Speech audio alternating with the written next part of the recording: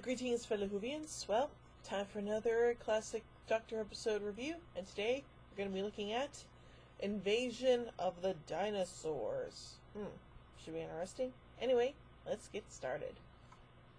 The Doctor and Sarah Jane Smith arrive in a deserted London where a unit is assisting in maintaining martial law. The regular army, headed by General Finch, has evacuated the city and issued a command that all looters will be shot. The Doctor and Sarah are arrested on suspicion of looting, but are rescued by Brigadier Lethbridge Stewart, who is heading the unit operation. The Doctor learns that dinosaurs are appearing all over the city, causing havoc, but no one can account for their sudden appearances and disappearances. The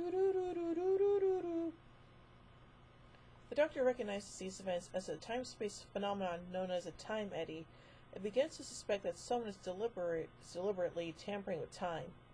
They are introduced to Sir Charles Grover, an MP who is the minister with special responsibilities, the only member of the government still in London.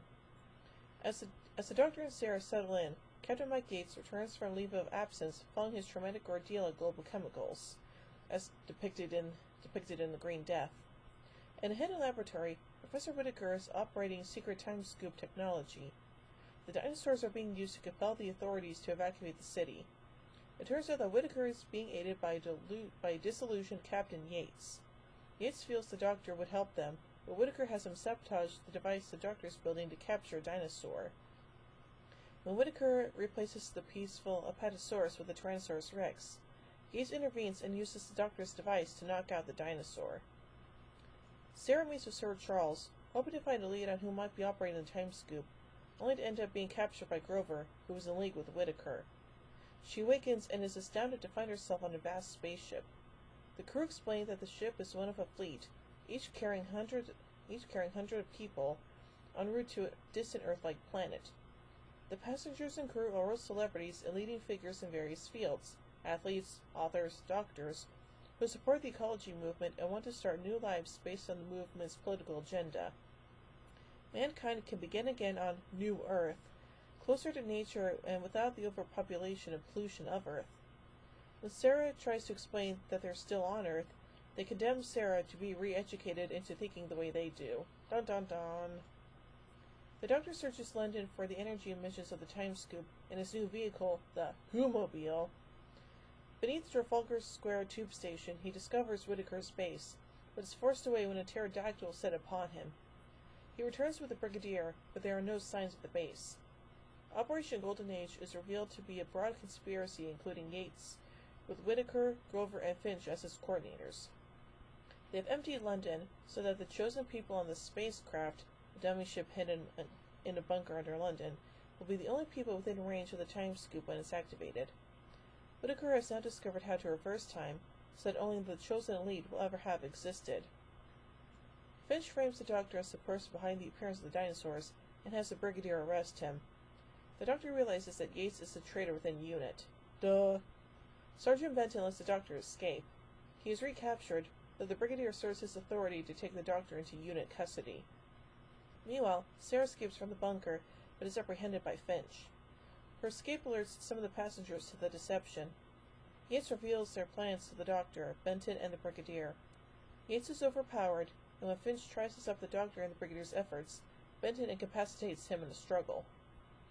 The Doctor and the Brigadier confront Grover and Whittaker, just as the duped environmentalists from the fake ship arrive and demand an explanation.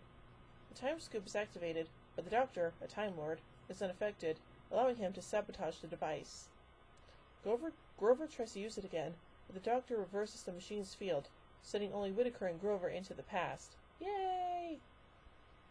Back at Unit HQ, there are still matters to be dealt with. The Brigadier explains that Finch will be court-martialed, and Yates will be sent on extended sick leave and allowed to resign quietly, lamenting it was the best he could do for him. The Doctor reflects that Grover's motivations in wanting to fight pollution and environmental degradation were noble, but that he took the scheme too far, endangering all of mankind. The Doctor decides it's time for holiday, and eagerly begins telling a reluctant Sarah about the planet Florana as the episode ends. Whew, well, yeah. A lot of interesting stuff happening in that episode, if I do say so myself. So, yeah. Anyway, let's look at some continuity and production elements of this story. Working titles for the story included Bridgehead from Space and Time Scoop. The story title of the first episode was contracted to Invasion in the opening title sequence, in an attempt to conceal the central plot device of Dinosaurs. However, this was undermined by the BBC listings magazine Radio Times, which carried a picture of a dinosaur in the listing for episode 1. Confusion of this episode with the 1968 serial The Invasion and BBC documentation was long thought to have led to the 1974 episode being wiped in error. Malcolm Hulke protested against the use of the title Invasion of the Dinosaurs, preferring the original working title Time Scoop, and felt the contraction for the first episode was silly, especially because the Radio Times gave the game away.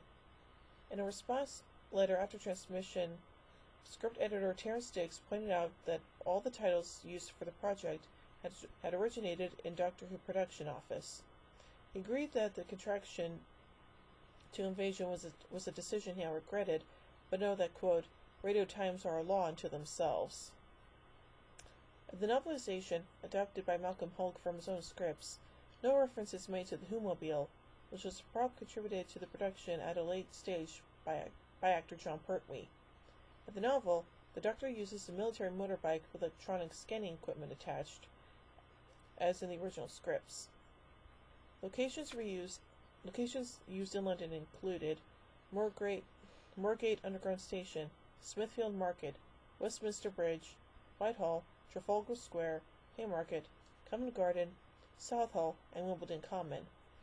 Location filming took place in September 1973, with studio recording commencing in October and November. All episodes of the story except Part 1 exist on original format PAL color master tapes, the first episode only existing as a monochrome 16mm film print. There is a long-standing fan myth that the tape of Part 1 was erased by mistake, having been confused with an episode of the Patrick Troughton serial The Invasion. In fact, BBC Enterprises issued specific instructions to wipe all 6 episodes of Invasion of the Dinosaurs, named as such, in August 1974, just 6 months after the story's transmission. For reasons unknown, however, only Part 1 was actually junked.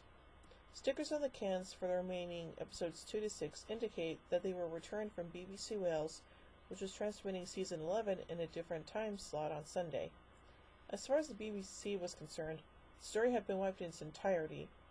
Researchers for the 1977 BBC documentary Who's Doctor Who found that none of the episodes were listed as existing in the BBC library.